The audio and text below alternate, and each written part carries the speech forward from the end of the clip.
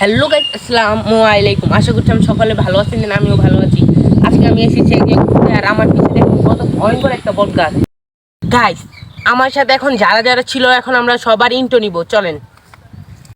Hello, আসসালামু আলাইকুম guys. তো দেখতেই পারতেছেন এখানে হচ্ছে একটা গার্মেন্টস সিস্টেম মানে ফ্যাক্টরি, যার এখানে হচ্ছে মানে ঝুট ঝুট মানে পরিষ্কার করা হয়। তো এখানে আর কি ওয়েদারটা অনেক সুন্দর, তার জন্য এখানে ঘুরতে আসলাম। আর দেখেন গাইস, এখানে একটা বট গাছ আর ওই পাশে একটা বট গাছ। গাইস, কিন্তু এই বট গাছটা অনেক ভয়ঙ্কর। দেখেন আমার সাথে আছেন গাইস। গাইস, এখানে গিয়ে তো অনেক ভয় করতেছে গাইস। দেখেন, আল্লাহ গাইস, দেখেন গাইস, এই দেখেন দেখেন দেখেন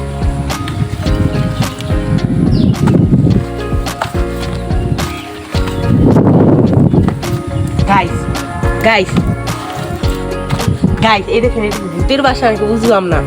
দেখেন, এটা কি এর বাসা? এই গাছটা অনেক ভয়।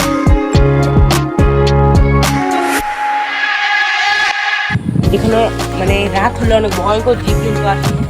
তো এখানে এই জায়গাটা পুরো মানে পাহাড় সিস্টেম ছিল, এখানে পুরো ঘাস ছিল, কিন্তু ফ্যাক্টরিটা হওয়ার কারণে পুরা মানে কাইটা ফেলছে, আর এখন এটা সুন্দর লাগে না। আগে অনেক সুন্দর ছিল, জোস। তার সাথে গায়ে পুকুরের মাছ আছে।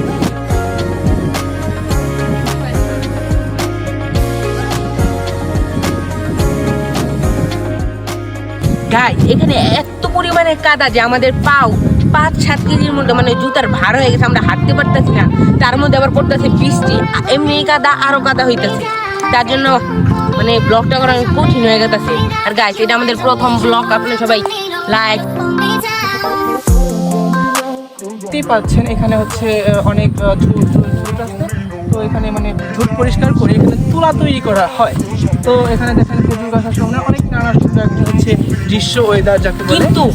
কিন্তু এই জায়গা আগে ছিল পুরো মানে খেত টাইপের, দেখো একটু এরকম মানে ঘাস ছিল, আর এখানে হচ্ছে করতো মানে নানান ধরনের সবজি চাষ করতো এবং ফল চাষ করতো, যেমন তরমুজ, তারপর হচ্ছে ধুন্দল, মানে নানান ধরনের সবজি চাষ করা হতো। এটা দিয়ে তাদের জীবন জীবিকা নির্বাহ করত। কিন্তু এই ফ্যাক্টরিটা হওয়ার কারণে অনেকের ক্ষতি হয়েছে, যেমন গরু পালার জন্য মানুষ এখন ঘাস পাইতেছে না। মানে এই যে আমাদের বাসায় আমরা গরু পালি, কিন্তু আমাদের রাখাল মানে কোনো জায়গাতে ঘাসই পাইতেছে না। কিন্তু এই জায়গাটা মানে এই যে ফ্যাক্টরিটা হওয়ার কারণে, এর জন্য আমরা খ্যাত দেখেছি, যাকে মানে খ্যাত মানে রাখা হয়, সেখান থেকে আমরা ঘাস নিই। এর জন্য আমরা এখান থেকে রাখাল দিয়ে ঘাস নেওয়া হতো। তো এখানে আর মানে ঘাস না থাকার কারণে এখানে হচ্ছে আমাদের ঘাস পাচ্ছি না। মানে নানান ধরনের মানুষ এখানে মানে ফসল উৎপাদন করতো, তারাও হচ্ছে মানে হচ্ছে দেউলিয়া হয়ে যায়। তো যেহেতু এটা আমাদের নিউ ব্লগ, এর জন্য আপনারা লাইক, কমেন্ট, শেয়ার অ্যান্ড পাশাপাশি গাইস এগুলো করলে হবে না, সাবস্ক্রাইবও করতে হবে, কারণ এই ব্লগের জন্য আমরা অনেক কষ্ট করতেছি। এই জায়গায় গাইস এখন এতক্ষণ অনেক বৃষ্টি ছিল, কিন্তু এখন যে রোদ উঠছে গাইস, মানে অনেক রোদ, আমরা রোডে দাঁড়িয়ে থাকি গাইস। আমাদের এই নিউ ব্লগটা আজকে এই পর্যন্তই। আল্লাহ হাফেজ, টাটা।